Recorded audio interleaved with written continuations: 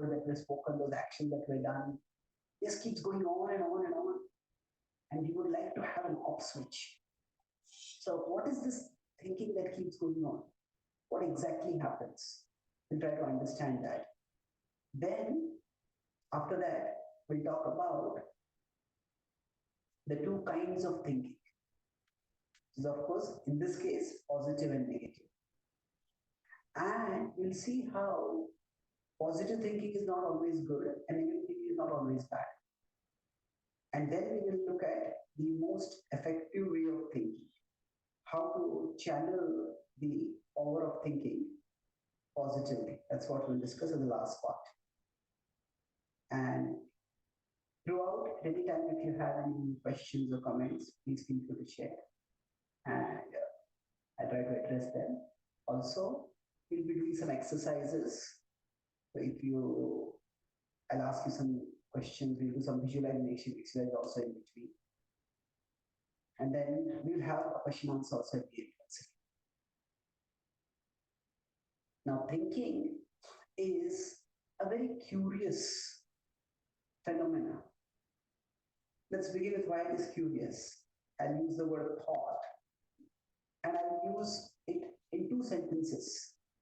And I would like you to tell me what is the difference between these two usages of the word thought. For example, I just got a thought. We often say this in a meeting or a talk, I just got a thought. And then consider another sentence, I have given this a lot of thought. So first of all, are these two meanings the same? No? No. Okay. So can any of you say what is the difference between the two? Yes, please.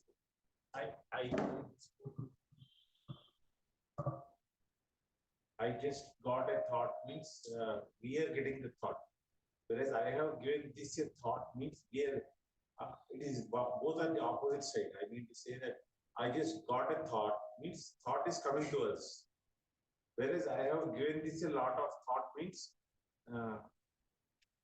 we have pondered on that particular issue. Or yes, perfect. Thank you. So we could say I just got a thought means this is involuntary almost. It's just something, as you rightly said, it's us. And whereas I have given this a lot of thought, this is intentional. We have knowingly, intentionally done this. So it is we directing our thoughts, directing our attention, directing our analysis in a particular direction, on a particular issue. So we ourselves use thought in both these terms. And as you rightly pointed out, it's bidirectional. Sometimes thoughts come towards us, and sometimes we go toward thoughts. We ponder on some issues. So, for me, this whole inner world became a topic of interest, especially when I was studying engineering. I remember in my third year, I was doing an experiment. Maybe we'll decrease this slightly, the volume. We'll do it. So, what happened at that time? Yeah, I think is audible to everyone behind.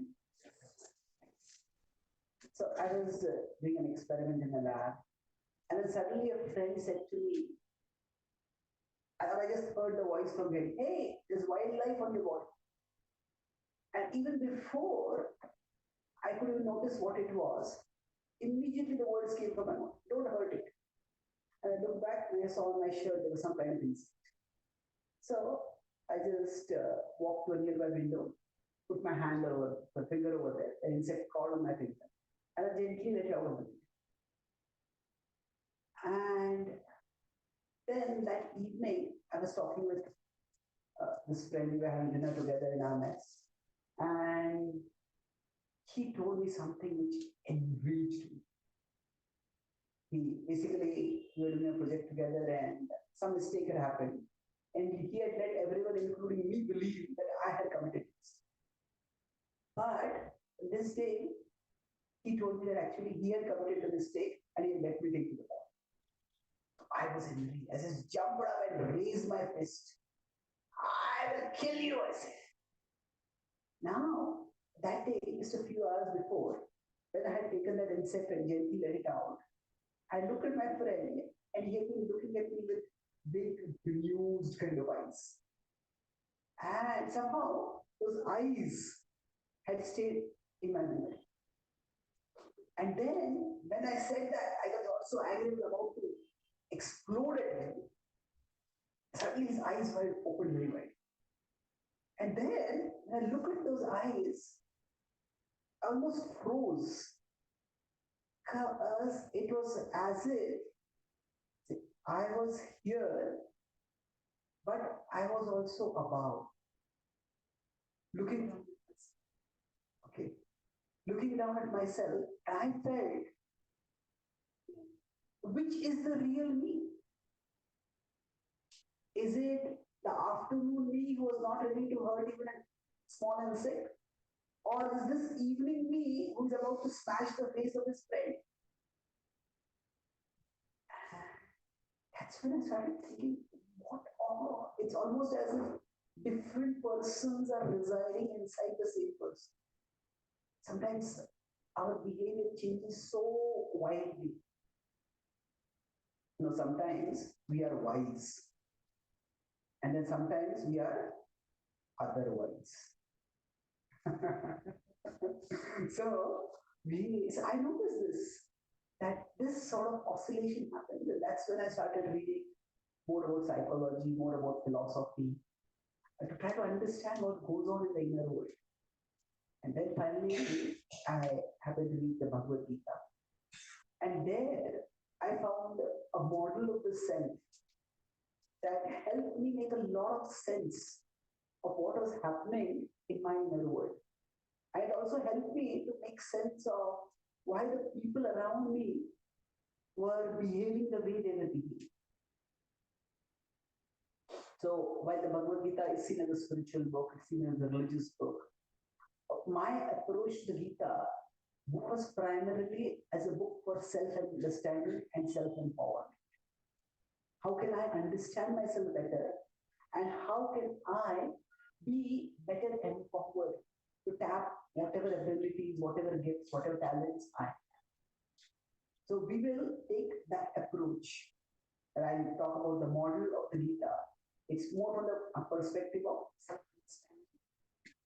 self-understanding and inner empowerment. So this is connected this. Again, I just got a thought. In the first case, I got a thought, I shouldn't hurt this insect. Second time, I just got a thought, I should smash the face of my friend. And then I gave it some thought. What is really going on? So when two opposite thoughts came in a short while, it made me pause and look behind me to see what was actually going on. So I'll talk about the Gita and what it says about the inner world. So basically, the Gita states that our self-existence is three levels. To say there is the body,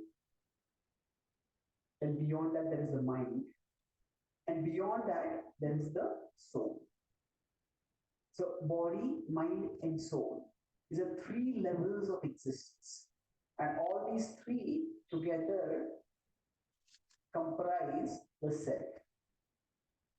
And we could roughly compare this to a computer system where the body is like the hardware, the mind is the software, and the soul is the user.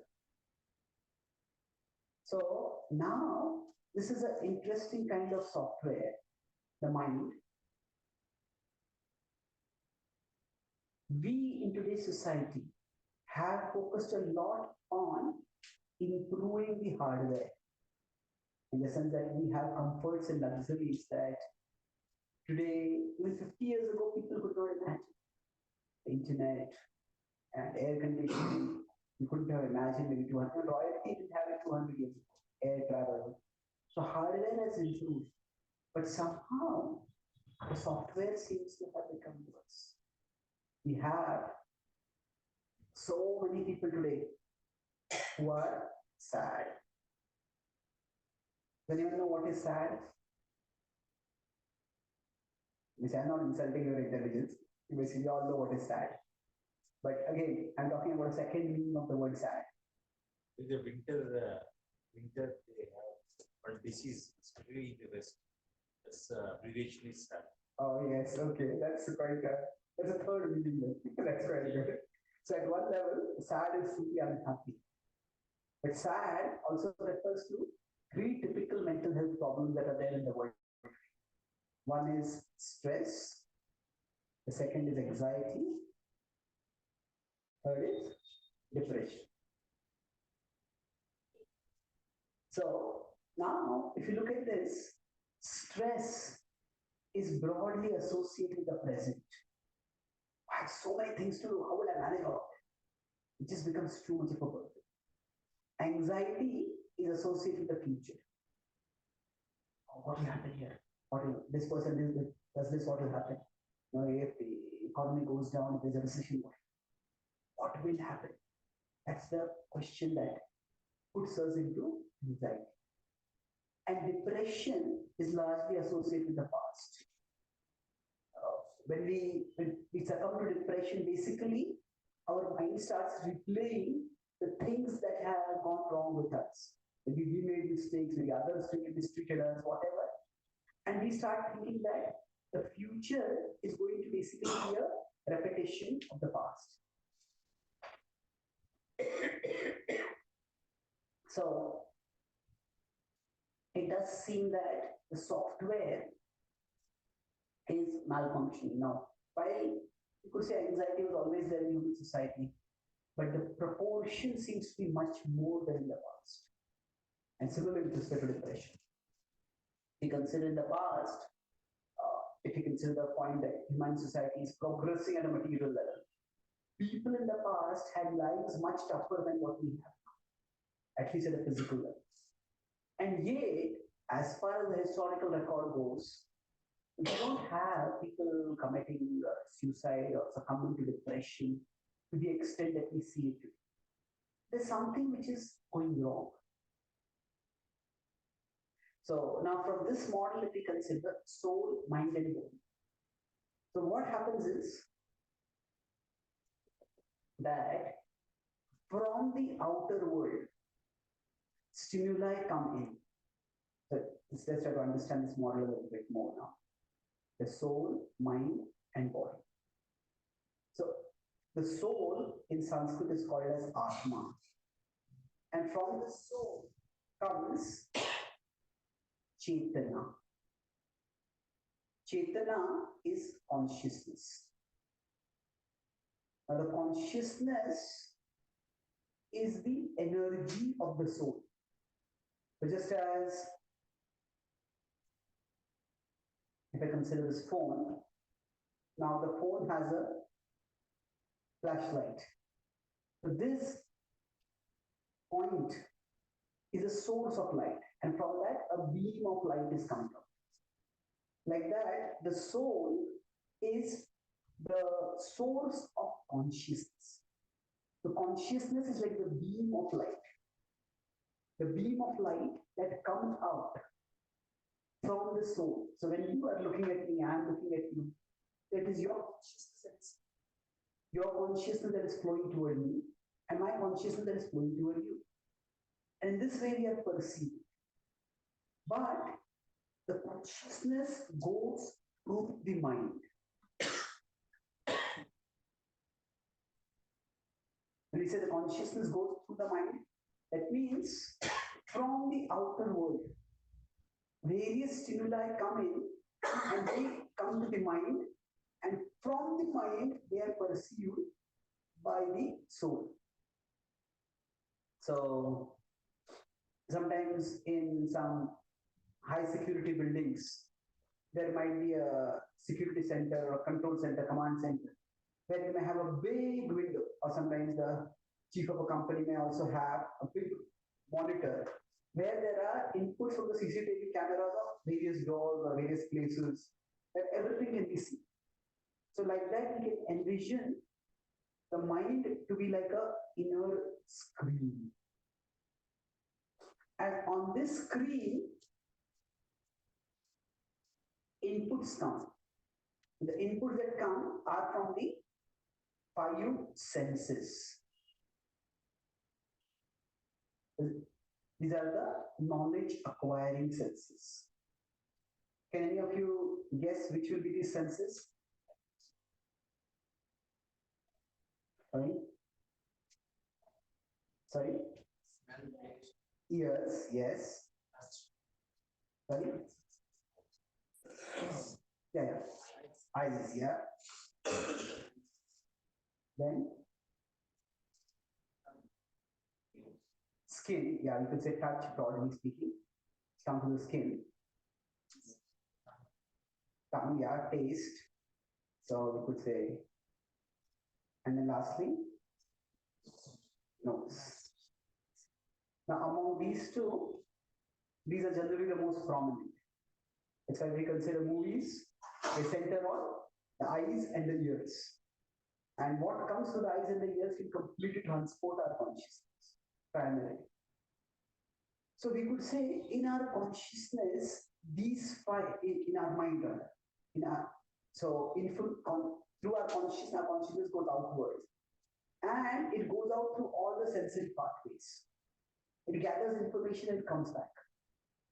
Now, right now, when you are sitting here and you are hearing, all the senses are active, but they're not necessarily equally active. So, for example, you're sitting on a chair.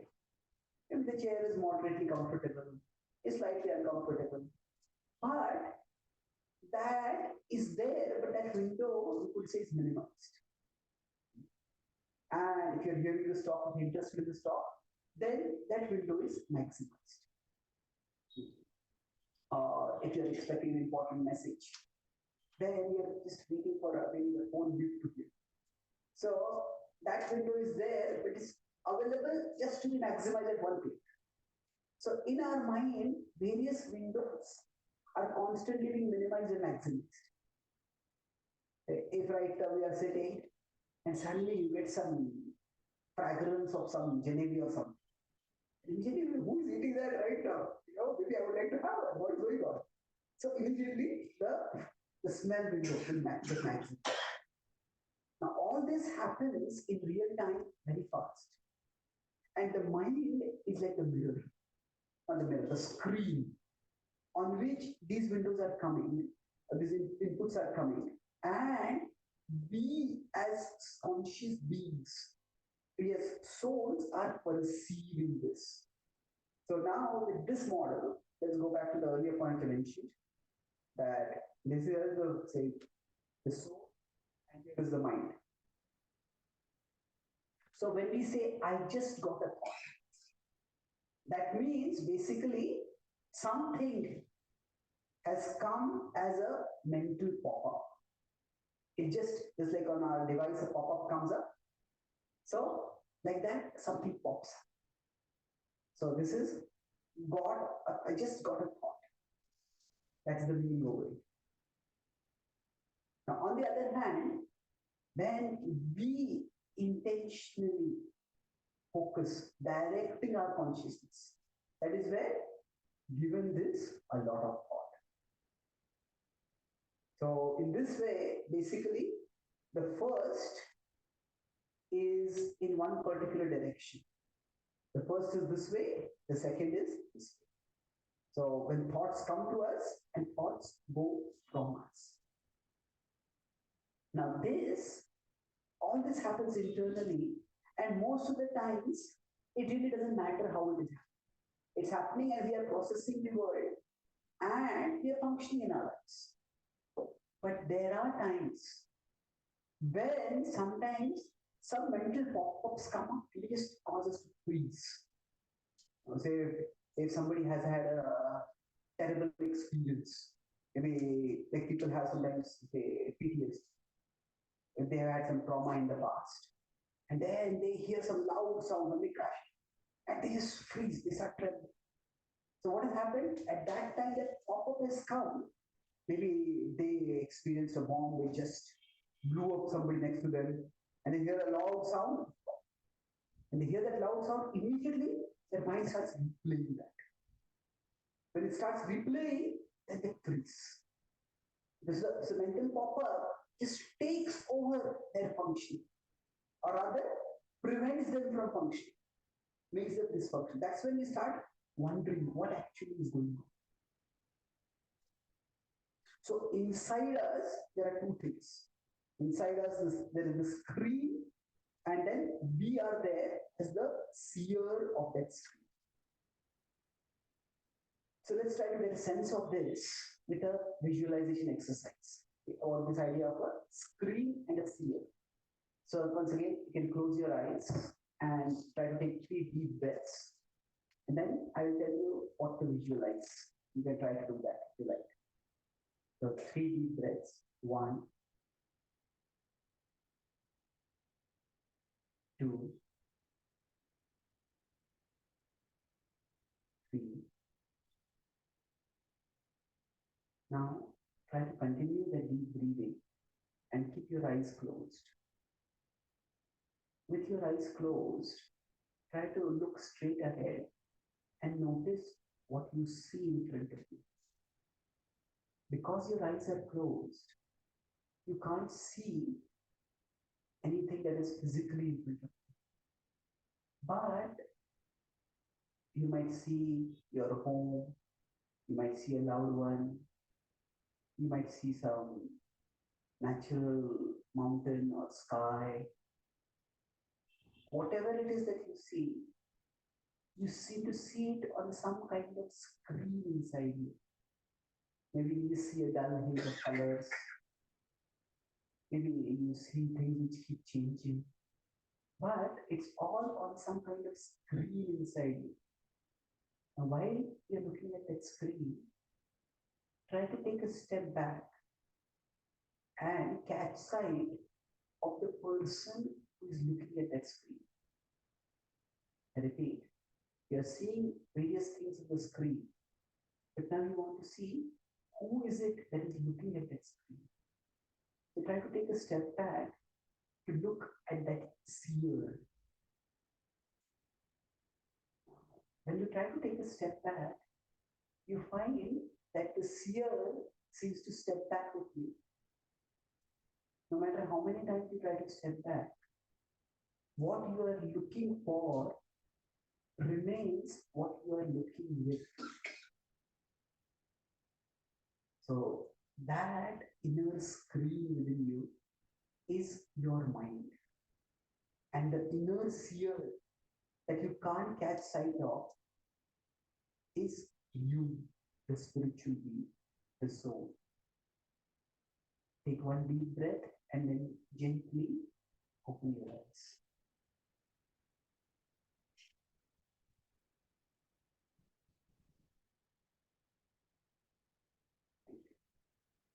So just to put it diagrammatically, here we have this screen. And the screen is the mind. And there is someone who is the seer. That is you, the spiritual being. So now, from this screen, thoughts are coming to you. And from you, things are going to the screen. Both of these are happening constantly. Once we understand, so thinking is a process where both of these are happening harmoniously or constructed. That means inputs come in on that screen and then we process them. And then we decide what is really important. And we focus on what is important. So whenever there is a multiple windows open, say a person in charge of security, they need to be aware. Okay, which window is really important to focus on? So both ways it has to happen, but when it happens properly, then we function effectively. The mind, you could say, within this model, is basically a tool for processing perception. Perception comes from outside, and then we are meant to process it. So we get thoughts, and then we choose what to give thought to. So sometimes when there is distraction, when there is distraction, essentially what happens is that some unimportant window that gets maximized. And when that gets maximized, we dwell on that and then we miss out something important. Except when we're talking with someone and then we notice when their eyes are glazing. And are you there? No, come back to Earth. Which planet are you going to? What has happened is maybe in their mind some window, some thought has come up, some window has popped up, and they got lost in it. So now we all experience distraction at times. Now, distraction can sometimes be funny, it can just be humorous. The person gets distracted. But the mind can do something much more than distraction.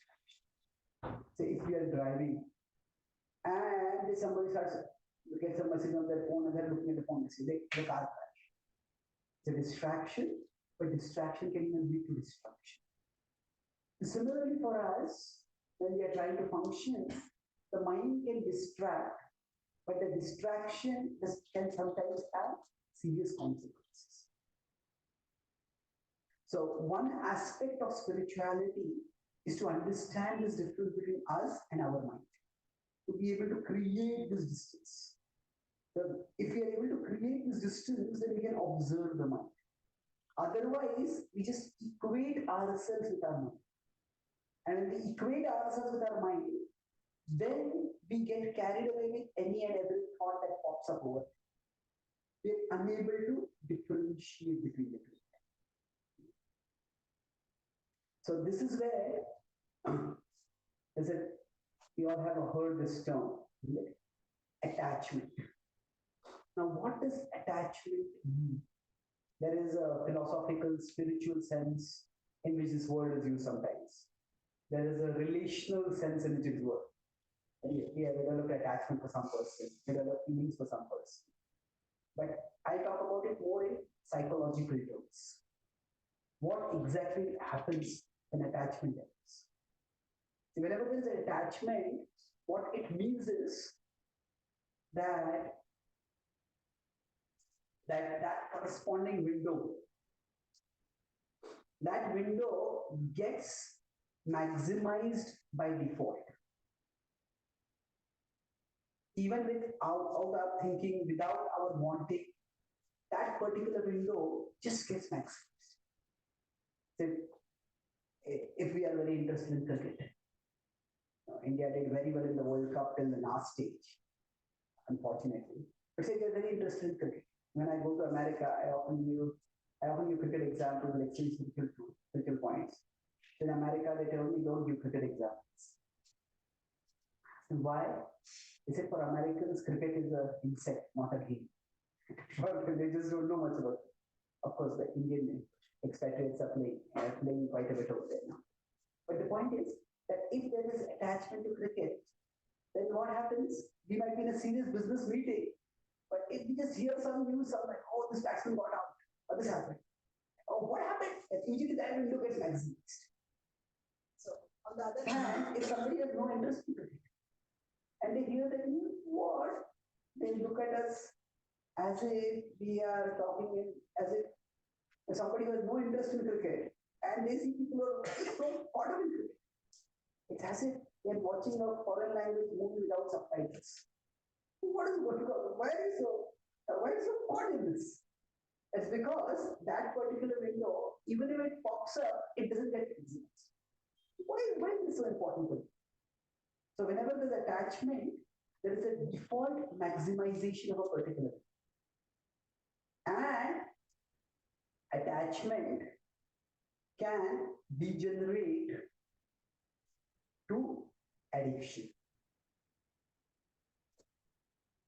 Attachment means that the window tends to get maximized. But when there is addiction, it's like the window gets maximized and there is no cross button. No cross button at all. That thought just comes into our consciousness and just stays there. And even if we don't want to think about it, we just can't seem to be able to. And this is a very difficult situation to be in. When somebody gets addicted to something, then they feel tormented by that particular desire, by that particular thought, by that particular emotion. And the only way that is there to somehow get rid of that inner window is indulgence. Somebody succumbs to alcoholism, somebody succumbs to smoking. Nowadays, online gambling is becoming huge. You are usually damaging. So when that happens, then it's just that particular thought comes in and it's completely consumes the person's mind. So if we are to function effectively, that being able to create a distance, okay, this particular window has been maximized, there's no need. And I am different from this window. I am different from the thought that has come inside. To the extent we can create this distance, to the extent that we can process, okay, this is my computer, and on my computer this pop-up has come up. Do I really want this pop-up to be here or not? If I don't want it, what do I do about it? So the first step is creating this distance. And when there is attachment, what happens is this distance becomes lesser and lesser and lesser. When there is attachment, not only does that particular window get maximized, but we immediately act accordingly. This is what happened, this is what I have to do. The thoughts of somebody is caught in alcoholism. Then, as soon as the desire for alcohol, maybe they see a bottle somewhere, as soon as that pops up, that just fills their mind, and the only way that window will get minimizes, they just first go and have it. And when this happens, the person may be otherwise very intelligent, but they just can't function. Once two friends went to a bar, and one of them was drinking way too much. The other person said, oh, maybe you should stop now. Drinking so much is not a good idea. He said, oh, it's a good idea. And he kept drinking. Now both of them were staying in the same place. The next morning, his first friend who had warned his other person, he heard his second friend say, I knew it was a terrible idea. I knew it was a terrible idea. Speaking to himself. So then the first friend went and said, see, I told you drinking so much was a terrible idea. He said, no, drinking was a great idea. Waking up was a terrible idea. So what happens at this point, when somebody is completely caught in something, they either deny the problem or they feel that there is no problem. They actually believe it. Denying is, it is there, but they deny it. But they actually disbelieve that there is a problem. That's perfectly fine. This is where things start becoming problematic. So now I will talk about positive and negative thinking. I will talk about that in due course. But the key principle is to recognize that there is distance between us and our mind. That I and my mind, they are two different things, and various things pop up on my mind. So with respect to positive and negative thinking, within the mind, there are certain impressions. And I said earlier, I drawn this diagram, but let's draw it once again. When I drew this, I said that there are these 5 windows, which are the 5 senses. But I showed it as covering only half of the mind as a screen. So now, what is there in the other half? Here, there are what is called as impressions. These impressions are created by what we have done in the past. So in Sanskrit, these are sometimes called as samskar. Now the word samskar has two distinct meanings. One is it is used more positive sense to refer to ceremonies. So there is certain ceremony, there is Janma Samskar, there is Namakaran Samskar, there is Vivaha Samskar. So the idea is that there are certain activities which create certain impressions in the mind. And these are generally positive impressions. So these impressions help us to remember certain things, to take certain things seriously. So for example, when people get married, at that time, there are elaborate rituals that are performed. Now we could say that they have religious significance, and they do have religious significance.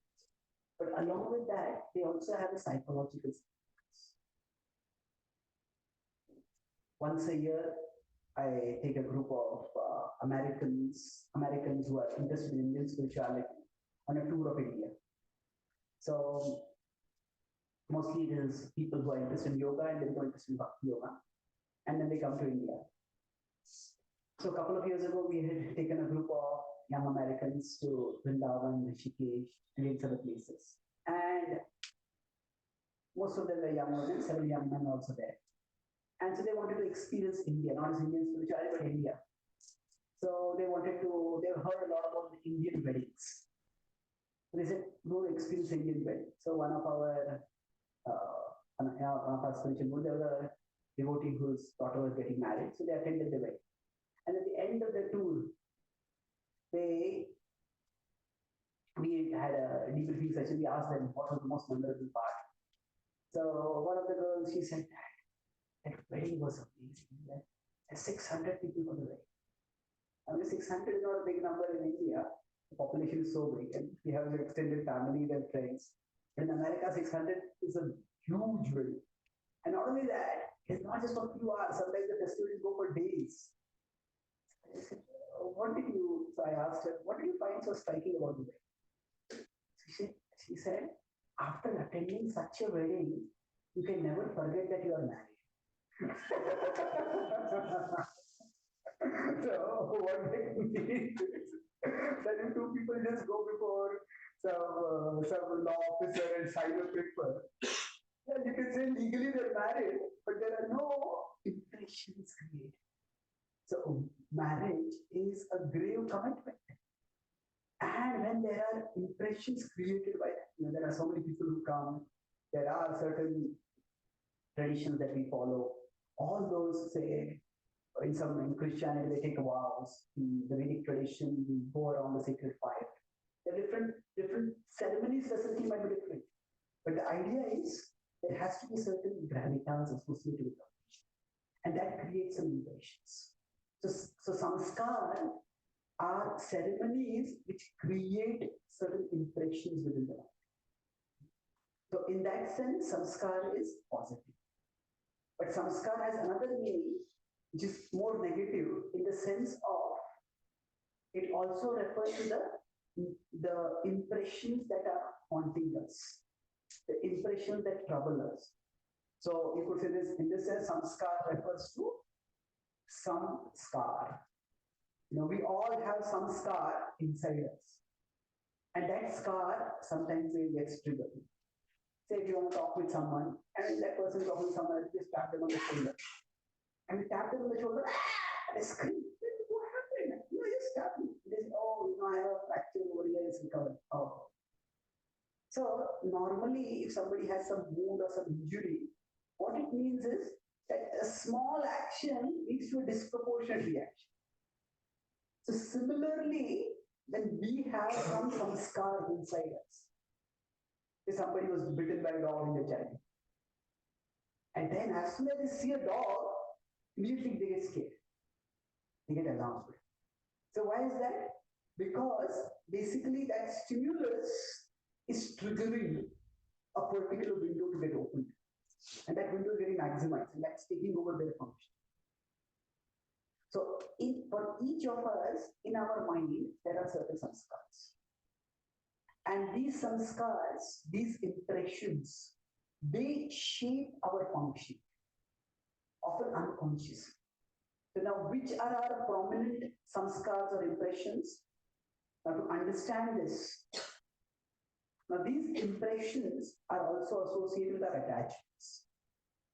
So the kind of impression that are there, correspondingly we have our attachments. Like I talked about cricket, somebody has watched a lot of cricket, and there are a lot of cricket impressions in there. And that's why when a stimulus about some cricket news comes up, immediately their mind gets consumed. So the impressions inside the mind are real things. It's like when, say, the software is hacked, then there is a real code that is got into the software. And that code needs to be purged out. That code needs to be eliminated. So similarly, we all have certain samskars inside us. And these, they can scar the way we function. And there are two ways to notice, to detect what are the impressions inside us. One is, where do I tend to overreact? So, or in what situations are my reactions different from the reactions of others? Excessively different. So for me, in that incident, there was two distinct things. One was I didn't want to hurt a ant, and other was I want to smash the face of someone. Two big reactions. In fact, our overreactions, they indicate where are some scars lie. Just like if somebody lifts a weight and they lift it naturally, and we try to lift the weight, we feel some pain in our hand. Maybe have some injury over it. There's something wrong over it. So like that, if there's an overreaction or a reaction different from the normal reaction, then that is an indication that there is something wrong. And the other is our default thoughts. Other is basically, what do we think of when we have nothing to think of? We all have certain works to do. Maybe we are driving a car, and then we may have to notice, okay, where is which vehicle coming from? But if we're going on a long straight road in America or in Australia, I was just there a few days ago. One of the biggest problems in driving is people fall asleep. In India, it's very difficult to fall asleep while driving. So many things are happening. I don't know if you're watching a movie over here. But so when somebody is driving, then there's nothing much to notice. Then where do your thoughts go? So what do we think of when we have nothing to think of? These two can help us to understand our attachments. So once we detect these, then we can work on this. So when I talk about positive thinking and negative thinking, here I will explain something and then we'll have a short exercise. After that, we'll have the last part of the talk. So when you talk about positive thinking and negative thinking can also be impressions within the mind. That means that some people by nature means by the kind of impressions that are there in their mind, by their mental nature. Whenever there is some situation, they will look at all the opportunities. And some people will look at all the threats. Now, both of these are just the default way of functioning.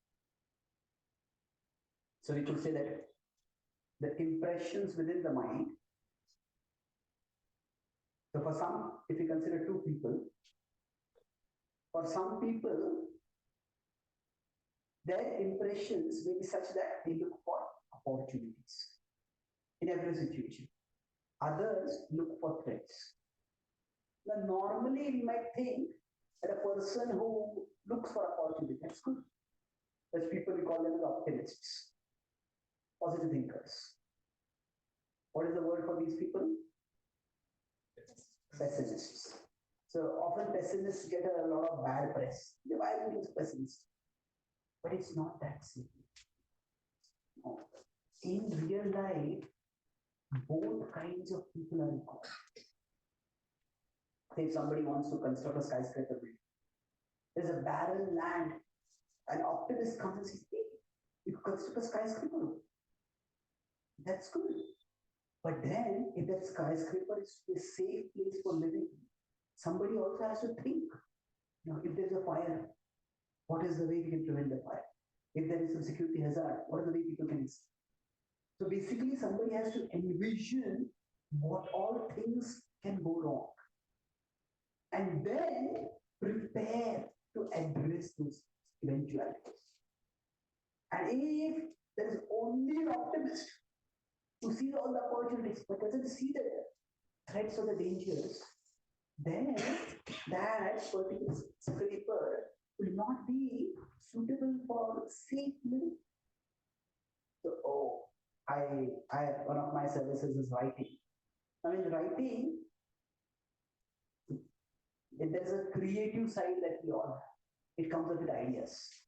Oh, I could write about this. This idea could be developed. This idea could be explained. And creativity is often sought. How can you become more of a creative thinker? But creatives are writers. But good writers always need somebody with a critical side. Those are the editors. After somebody has written, then another person looks at it and says, this doesn't make sense. This, what are you saying over it?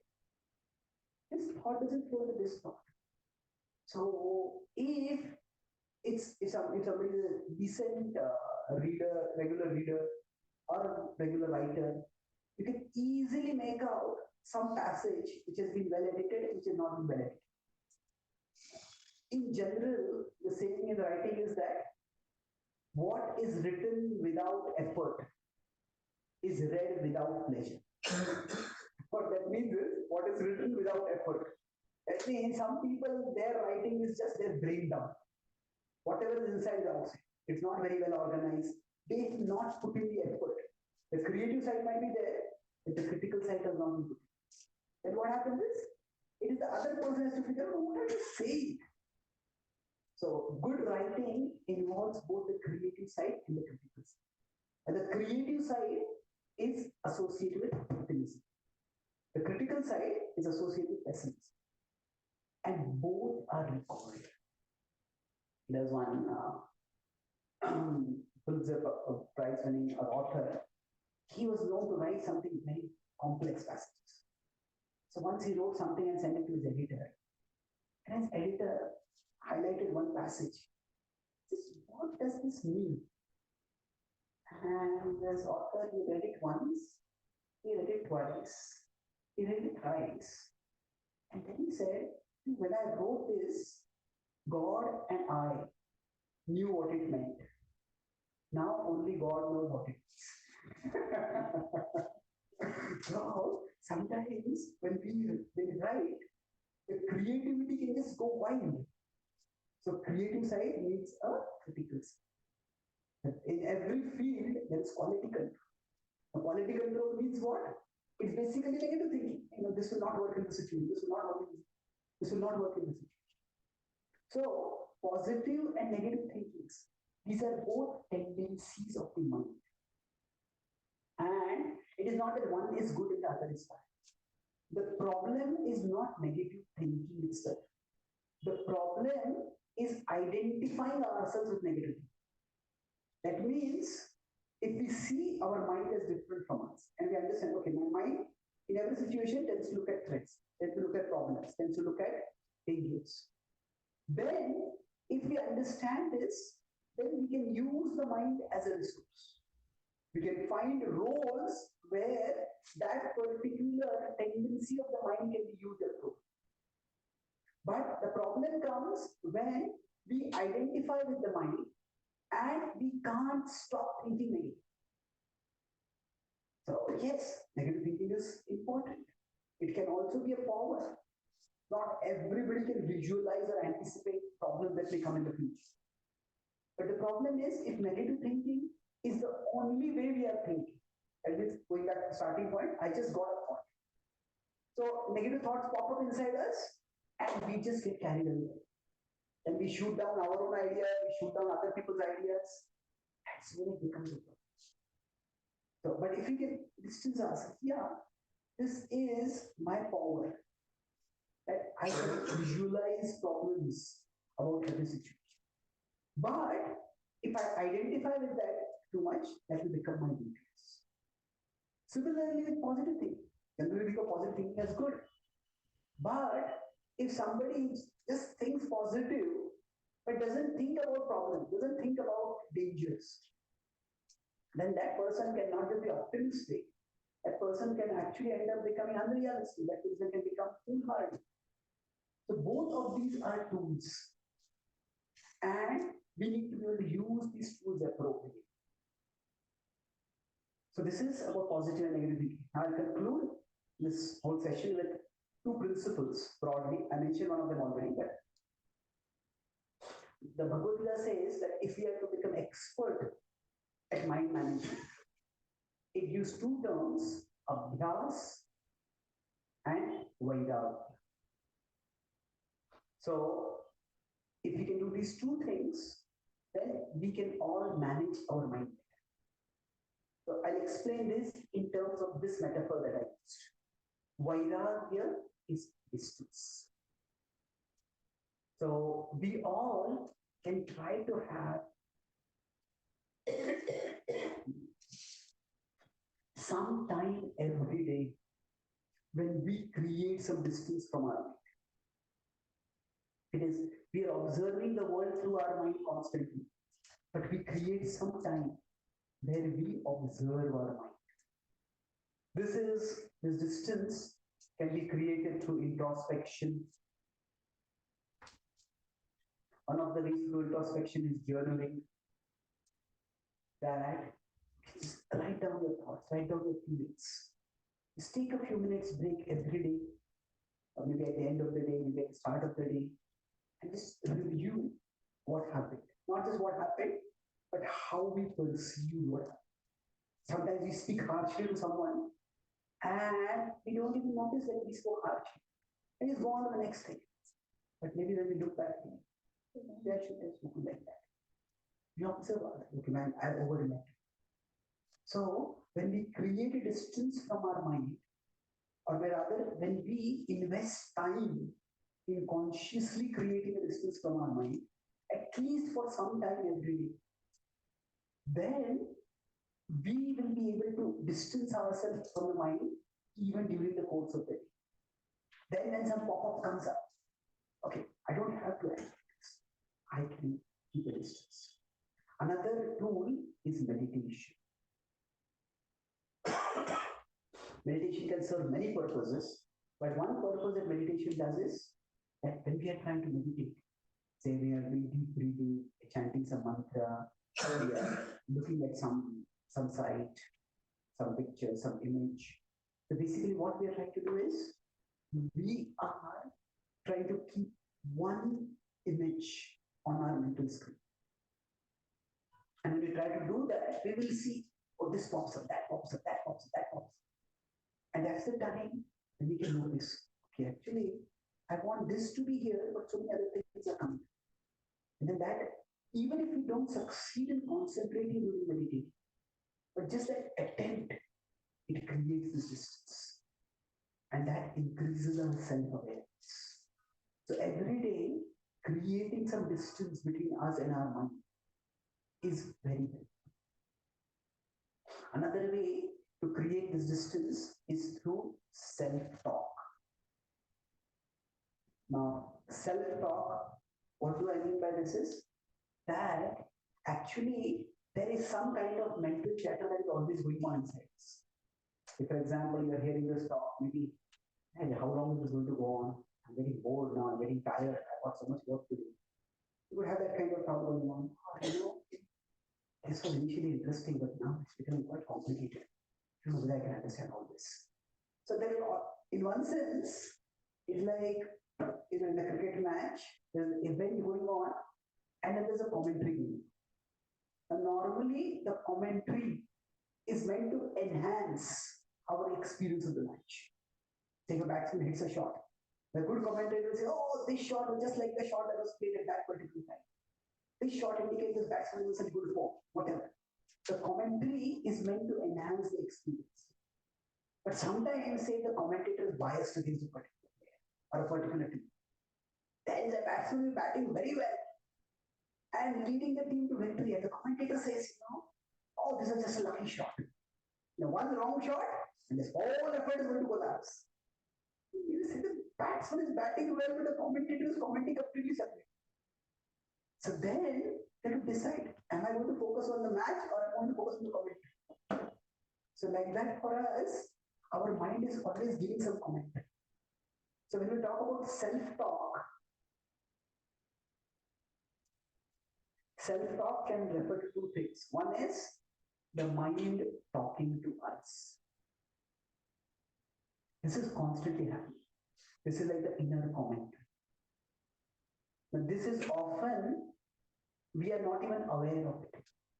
Sometimes something happens and say we are enthusiastic and then we hear some news and suddenly we start being extremely discouraged.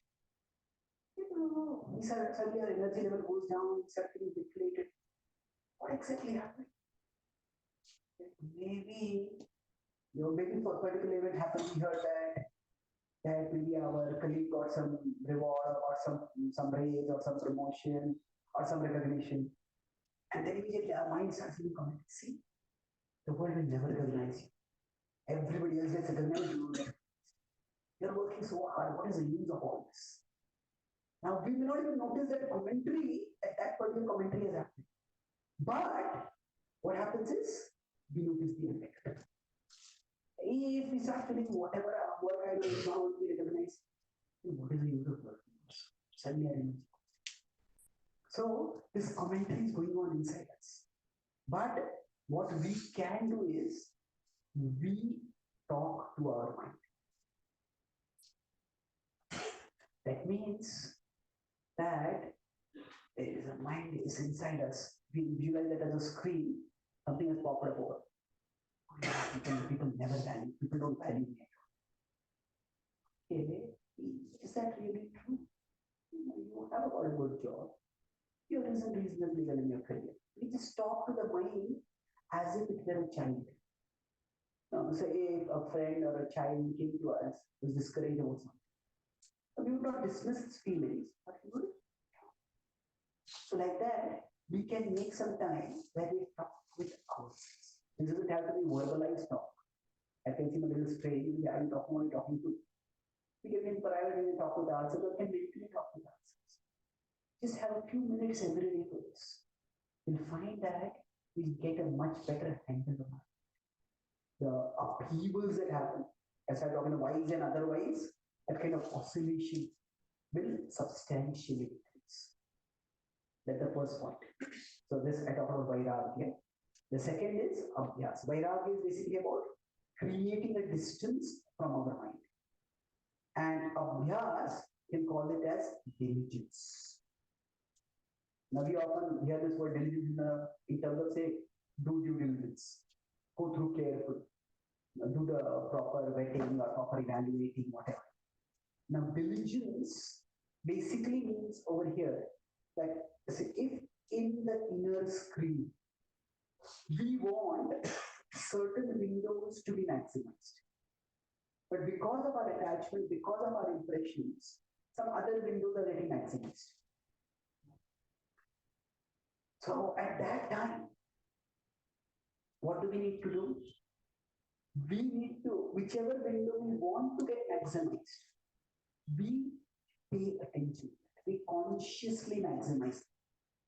We make an effort to do that. In this case, the mind is basically mechanical. So whichever window we maximize repeatedly, that creates an impression within the mind.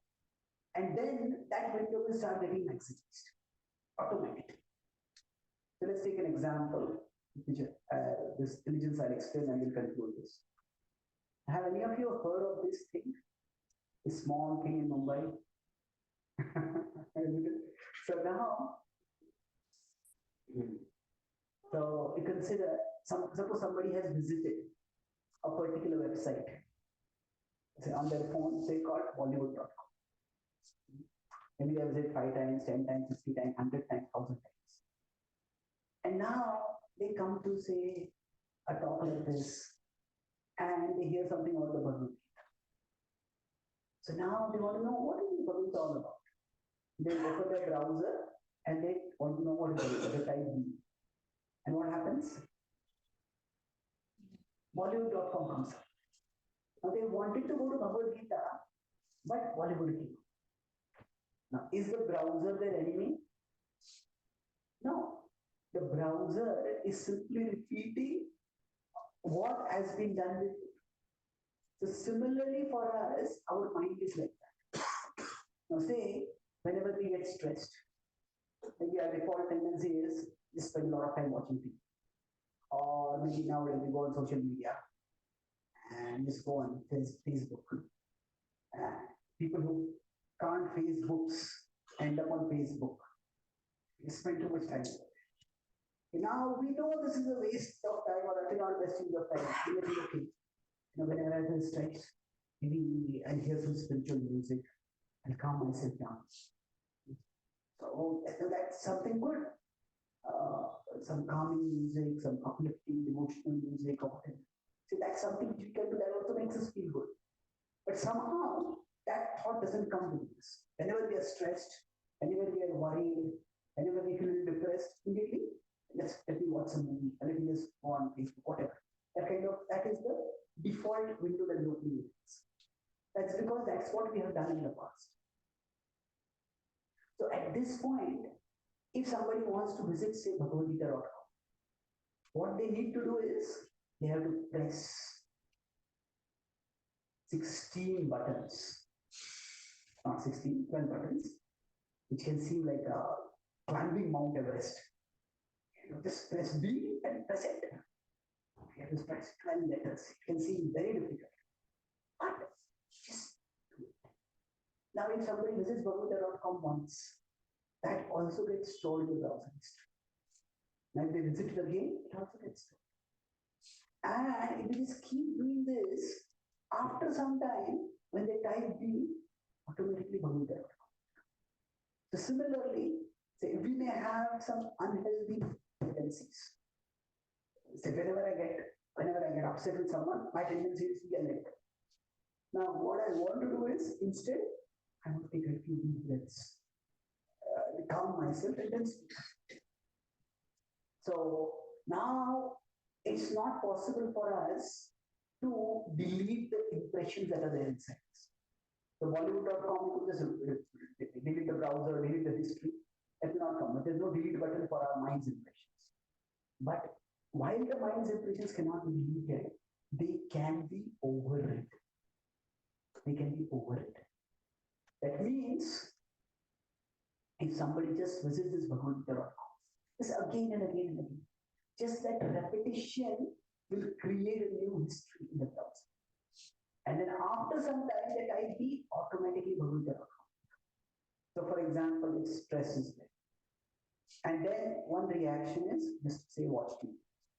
Maybe this leads to a lot of waste of time and you watch TV and you also end up being more agitated. Now we don't want to do this, for example. And maybe say you want to hear some spiritual music, hear some kirtan, do some meditation. This is what we would like to do.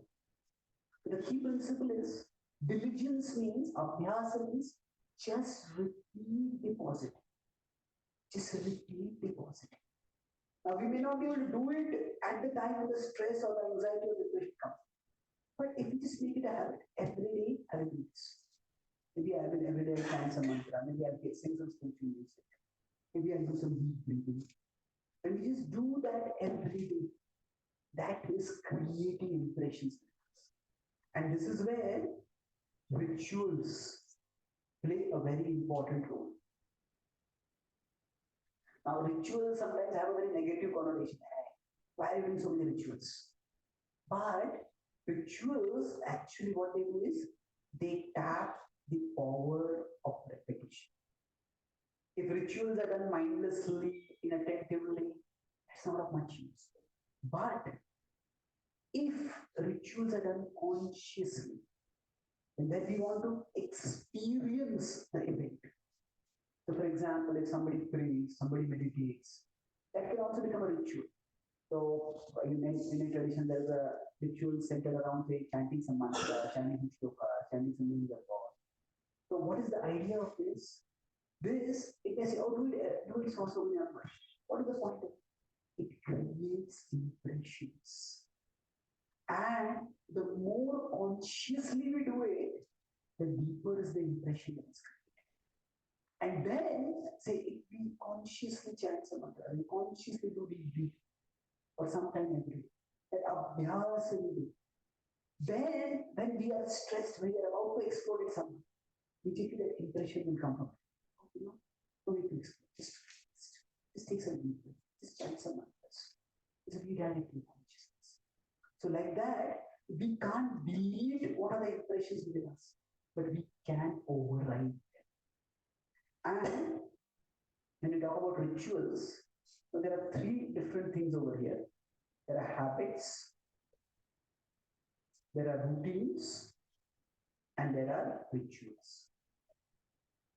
So I talk about these three at different levels. It is based on the level of attention.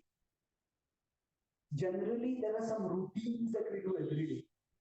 Say when we wake up, we freshen up, we wear our clothes, we do our dishes, we make our bed. Now, while doing these activities, we don't need to be fully attentive. That's just mechanical. That's fine. So routines are more or less mechanical. We could be hearing something at that time, we could be thinking about something else, so that activity will go on.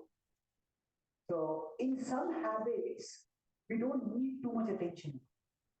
But in some habits, we want more and more attention.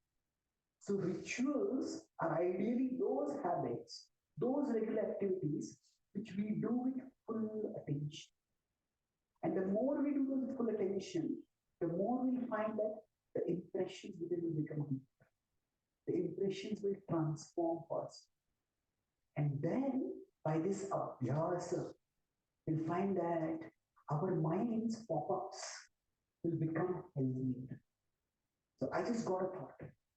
So whenever something happens, the thought that pop up inside us will be more helpful rather than harmful. They'll be productive rather than counterproductive. And that's how our mind can become our friend, our aid, and our thinking can become more and more productive and effective. So we all function, it's like we are functioning right now, I am here, and say there is this mind which is here.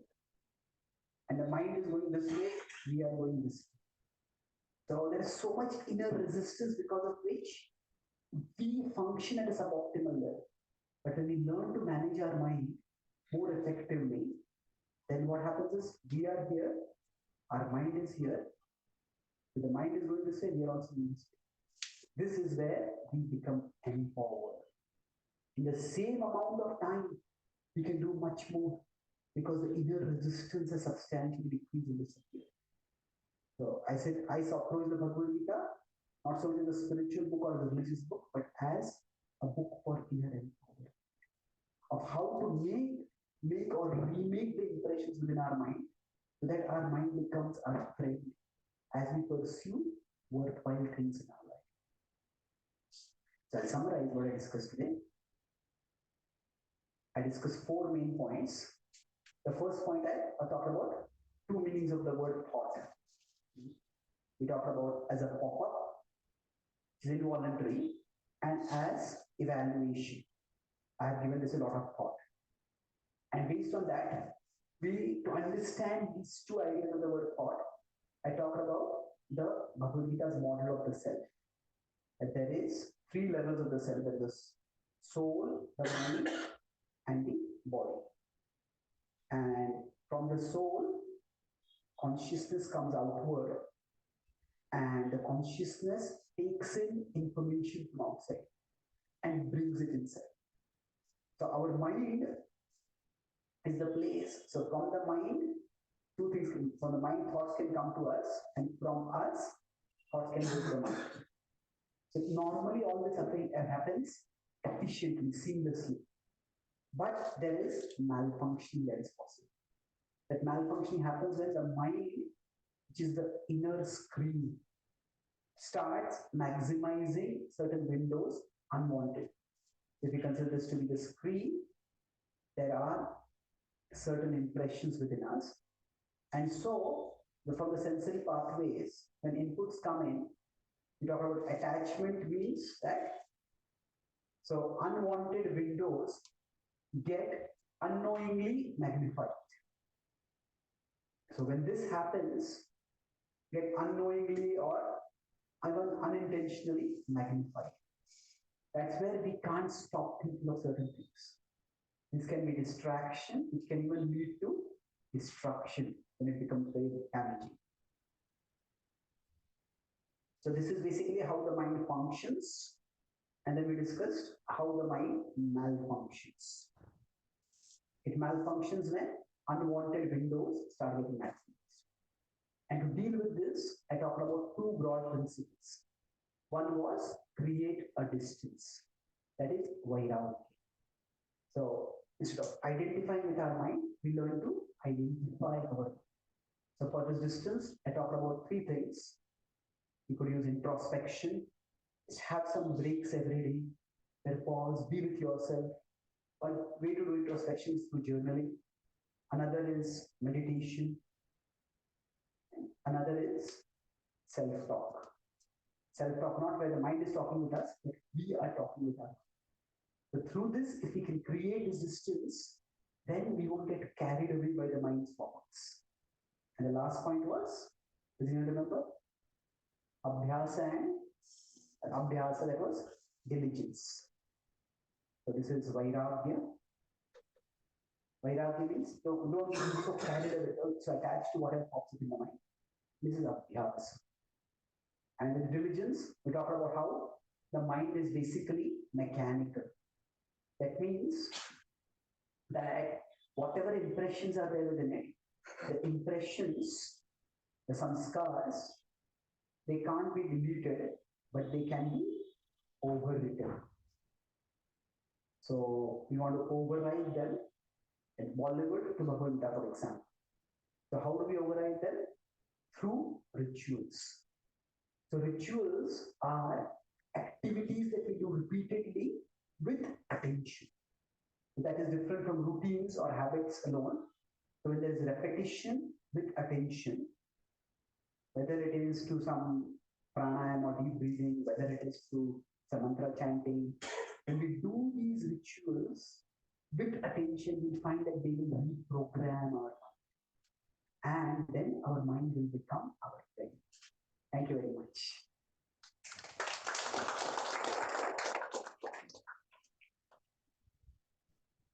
Are there any questions or comments?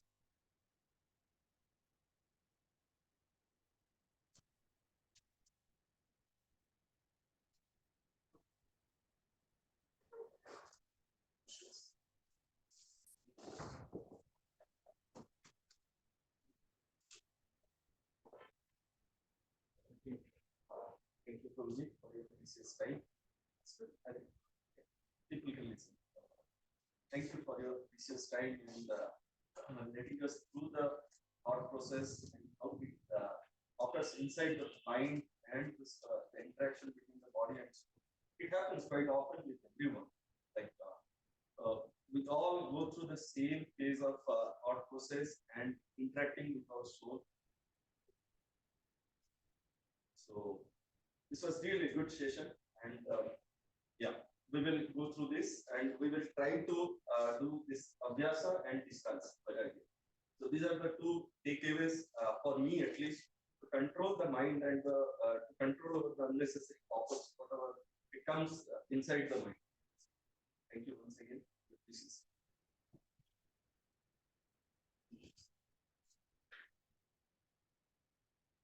Thank you very much.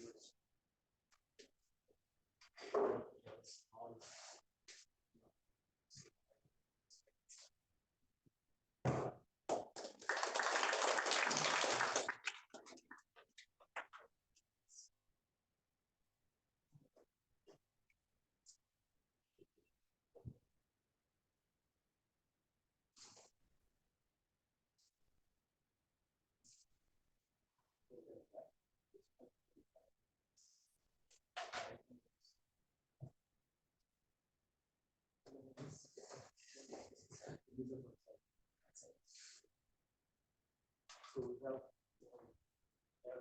integrate substance.